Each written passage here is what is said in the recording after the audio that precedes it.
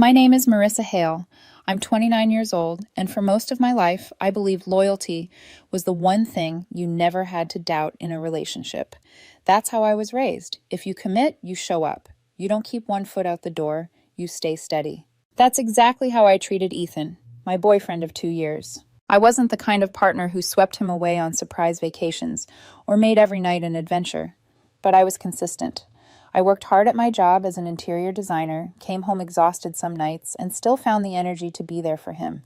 I cooked, I listened, I reminded him of his worth when work got the better of him. I thought that counted for something. At first it did. Ethan worked in finance, a world of sharp suits, deadlines, and competition. He'd come home drained, and I'd sit with him as he vented, sometimes for an hour straight. I didn't always have stories to match, but I was always present. He once told me I was his anchor, the calm in his chaos. I loved that role.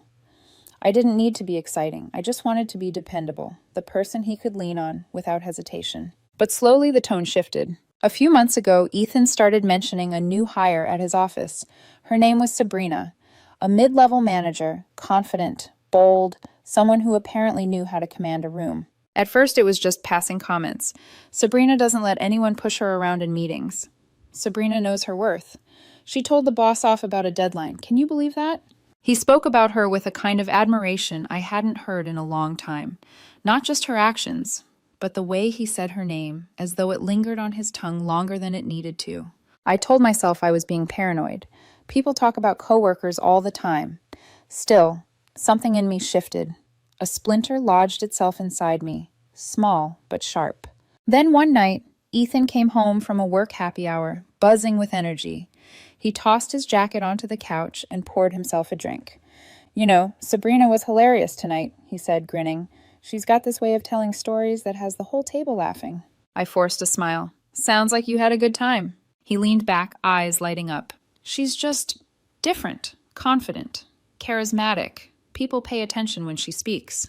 And then he looked at me, not directly, but enough for me to feel the weight of what wasn't being said. I asked quietly, "And you don't think people pay attention to me?" He rolled his eyes, dismissive. "You know what I mean. You're safe, predictable. That's not bad. It's just different." The word safe lodged itself deeper than any splinter. He tried to soften it, but I heard the truth. Safe wasn't a compliment. It was a polite way of saying boring. Over the next few weeks, little digs began slipping into his words. When I hesitated about buying something expensive, he muttered, "Sabrina wouldn't overthink it. She just does things." When I turned down a last-minute trip because of work, he sighed, "You're too careful. Sabrina would just go." It wasn't constant, but enough to sting. Enough to make me feel like I was living in someone else's shadow. I didn't confront him. Not yet. I thought maybe it was just a phase, or maybe he didn't realize how cruel the comparisons were. So I kept showing up the way I always had. Patient, loyal, steady. But here's the truth about betrayal. It doesn't come crashing down all at once. The cracks form long before the wall collapses. And in those nights where I lay awake beside him, pretending to sleep, I already knew something was shifting. Something I couldn't ignore forever. The more Ethan talked about Sabrina, the harder it became to pretend I didn't notice. At first, it was little things. Her name casually woven into stories. But soon, it felt like every conversation circled back to her. I'd ask about his day, and before long, he was telling me about something Sabrina said in a meeting, or how boldly she challenged a client. The admiration in his voice wasn't just professional. It carried weight, an undercurrent I couldn't ignore. One evening, while cooking dinner together, I asked if he wanted more garlic in the pasta. He barely looked up from his phone. "Sabrina swears garlic's the secret to a good sauce. She made this roasted chicken once for the team potluck, and everyone went crazy for it." I stared at him, the knife in my hand frozen midair. Was he really bringing her up over garlic? I didn't say anything, but the silence between us thickened. It got worse at social events. At a friend's birthday, he told a long story about Sabrina standing up to a demanding client. The whole table laughed at his retelling, but all I could hear was how much pride he carried in her boldness. Pride that used to be reserved for me. Later that night, as we walked to the car, I teased, "You really admire her, don't you?" He shrugged, unbothered. What's not to admire? She's fearless. And then, almost as an afterthought, he added, "You could be like that, you know, if you weren't so cautious all the time." The words stung more than I let show. One night, we were curled up on the couch, him with a glass of whiskey, me scrolling through design ideas on my tablet. Out of nowhere, he sighed. You ever think maybe you play it too safe, Marissa? Life's short. Don't you ever wonder if you're missing out? I put my tablet down slowly. Missing out on what exactly? He hesitated, then smirked. On people who actually take chances. The implication hung between us. I tried to steady my voice. So, you're saying you'd rather be with someone like Sabrina? His smirk widened, like he enjoyed watching me squirm. I didn't say that. But he didn't deny it either. That night, after he fell asleep, I lay in the dark staring at the ceiling. His words looped in my mind, twisting into something sharp. Predictable, safe, too cautious, not enough. I thought about all the times I'd chosen him first, canceling plans to be home when he needed me, putting his career deadlines before my own rest, listening for hours without expecting anything back. And now I was the consolation prize, the dependable placeholder. I caught my reflection in the window, the city lights flickering behind me. For the first time, I wondered if I'd become invisible in my own relationship. The cracks were widening, and I could feel something coming, though I didn't know it yet, the moment where those cracks would finally shatter. The collapse didn't come with yelling or slammed doors. It came quietly, like a knife sliding between ribs. It was a Thursday night. I'd cooked dinner, simple pasta, a bottle of Red Open on the counter. We sat on the couch afterward, him scrolling through his phone, me half watching a design show on TV. He started talking about work again, and of course, Sabrina. She practically took over a presentation today, he said with a laugh, shaking his head. She threw out half the slides and redid everything in under an hour. And everyone loved it. The woman can talk her way out of anything. I muted the TV. You mention her a lot, Ethan. He blinked, like he hadn't even noticed. Do I? She's just the kind of person people notice. You'd like her if you met her. I studied him. Maybe. But do you realize how it sounds when you keep comparing me to her? Something flickered in his eyes. Irritation, not guilt. I'm not comparing. I'm just saying she's impressive. And I'm not? My voice was sharper than I intended. He sighed, setting down his glass. Marissa, you're stable, reliable. That's a good thing. But Sabrina, she's bold. She takes risks. Sometimes I wish you'd be more like that. There it was. No subtlety, no filter, just the truth, raw and careless. I felt my throat tighten. So, you want me to be someone else? I didn't say that. His tone grew defensive. I just mean, you overthink everything. Life's short. Don't you ever wonder if you're missing out? The silence between us was heavy, electric. And then, he smirked. Not a nervous smile, not regret. A smirk, like he wanted to test how far he could push me. Honestly, he said, swirling the whiskey in his glass, if Sabrina wanted me, I'd leave you tomorrow. The words sliced through me, cold and precise. I stared at him, my pulse loud in my ears. Say that again? He shrugged, careless. Don't act surprised. You know it's true. Something inside me shifted. A door slammed shut. I didn't yell. I didn't cry. I didn't beg him to take it back. I just looked at him, really looked at him, and saw the truth written across his smug expression. He wasn't bluffing. He wasn't joking. He believed it. All the months of comparisons, the little digs, the subtle undermining, it had all led here, to the moment he told me, without hesitation, that I was disposable. So I nodded, slowly, almost to myself. No, Ethan, you've said enough. I unmuted the TV. The chatter of the design show filled the silence like nothing had happened. His smirk faltered. Wait, that's it? You're not going to say anything? I kept my eyes on the screen. No, you said everything I needed to hear. For the first time in our relationship, he had no comeback. He shifted beside me, restless, sipping his whiskey like it might drown the unease. But I was already gone, sitting right there next to him. That night, I lay awake in the dark, my body next to his, but my soul miles away. He scrolled on his phone like always, oblivious. But I wasn't the same woman I'd been an hour before, because now I knew exactly what I had to do. The next morning, I woke before Ethan. He was sprawled across the bed, hair messy, phone still in his hand from scrolling until he passed out. He looked peaceful, like nothing had happened. But I remembered every word.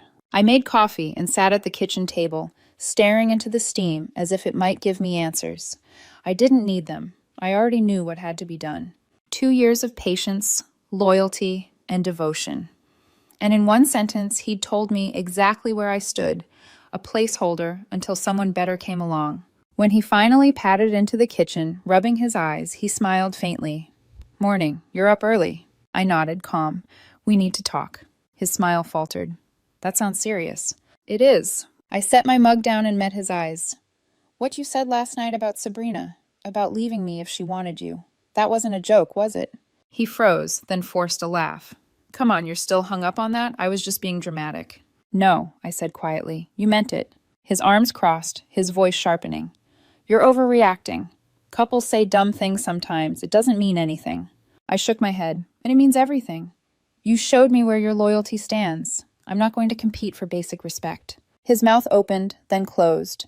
He stared like he couldn't believe I wasn't caving. So what? He snapped. You're breaking up with me over one sentence? It wasn't one sentence, I said evenly. It's been building for months. The comparisons, the way you light up when you talk about her. Last night was just the truth slipping out. His tone grew sharp, almost desperate. You're seriously going to throw this away because I said something stupid after a glass of whiskey? I stood, steady as stone. No, Ethan. You threw it away when you decided to measure me against someone else. I'm not temporary. I'm not a placeholder, but you made it clear that's all I'll ever be to you. He scoffed, his face hardening. You're being ridiculous. You always overthink things. You'll regret this when you cool down. I picked up my mug, rinsed it in the sink. I'm not angry. I'm just done. The look on his face was almost comical, like he couldn't wrap his head around me, not fighting for him. He was used to having the upper hand, used to me smoothing things over, tiptoeing around his moods. Not this time. Fine, he snapped.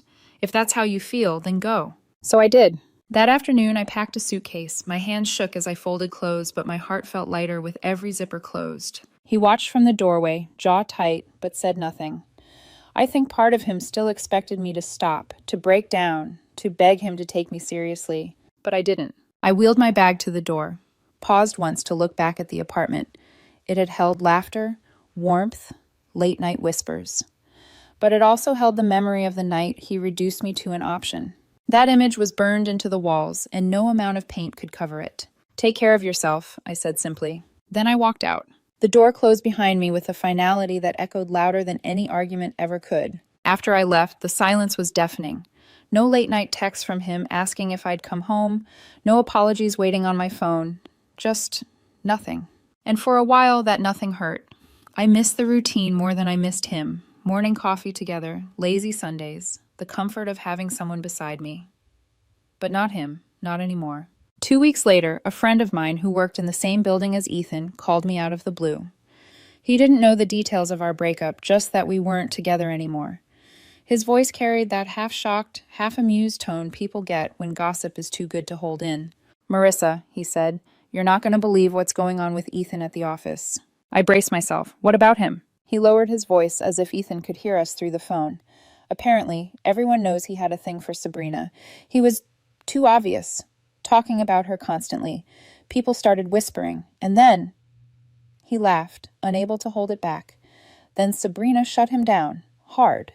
My stomach twisted. What do you mean? He tried it. Nothing physical, just a flirty comment when they were alone in the break room. She told him flat out she wasn't interested, that she had a girlfriend, that she loved her girlfriend, and that he needed to stop. I pictured it instantly, his smug confidence cracking in the fluorescent light of a break room, the rejection hanging between them like a dropped glass. My friend kept going. And Marissa? By lunch, everyone knew. Offices are like high school. Gossip spreads fast. He went from Mr. Confident to Mr. Desperate in about an hour. People are still laughing about it. I didn't laugh, not out loud. But inside, a cold, quiet sense of justice settled in my chest. The man who once told me he'd leave me tomorrow if Sabrina wanted him, she didn't want him. She didn't even glance his way. And worse, now everyone else knew it too. According to my friend, the fallout was brutal. No more chuckles in the cafeteria when Ethan walked in. People avoided sitting next to him. The men who once slapped him on the back now gave him wary looks, like his humiliation might be contagious. The women in the office, they didn't bother hiding their judgment. In just a few days, Ethan had gone from admired to pitied, from confident to pathetic. And all because he bet his dignity on a fantasy that was never his to have. Meanwhile, I was finding my own rhythm again. I threw myself into work, spending long evenings on design projects that reignited my passion. I started running again. Late-night jogs with music in my ears, city lights blurring past me. I reconnected with old friends I'd neglected while pouring all my energy into Ethan. With every day of silence from him, I felt stronger, lighter. He, on the other hand, had gambled and lost. The poetic justice wasn't in his humiliation. It was in my freedom. Because I no longer cared whether he crawled back, whether he regretted it, whether he understood the damage he'd done. For the first time in years, Ethan's choices no longer defined me. And that was worth more than revenge. It didn't take long before Ethan reached out. At first, it was short texts. "We need to talk." "Are you serious right now?" "This isn't how it's supposed to end." I didn't answer. Then came the longer ones. Walls of text, paragraphs filled with excuses. He claimed he was drunk that night, that the words slipped out. He said I misunderstood him, that he only wanted to push me out of my comfort zone. And then the one that made me laugh bitterly out loud. "I was testing you. I wanted to see how much you'd fight for us." Testing me. As if reducing me to a backup plan was some twisted loyalty check. I stayed silent. A week later, fate threw us into the same aisle at the grocery store. I was tossing a carton of eggs into my basket when I looked up and froze. There he was, hair unkempt, dark circles under his eyes, pushing a half-empty cart. For a moment, he looked like he might turn around and run. But then he forced a smile and walked toward me. "Marissa," he said softly. "Hey." I nodded neutral. "Ethan." He glanced at the items in my basket, then back at me. "You look good." "I feel good." That threw him. His smile faltered. "Listen," he began, shifting uncomfortably, "about everything that happened. I messed up. I wasn't thinking. I said things I didn't mean." I tilted my head.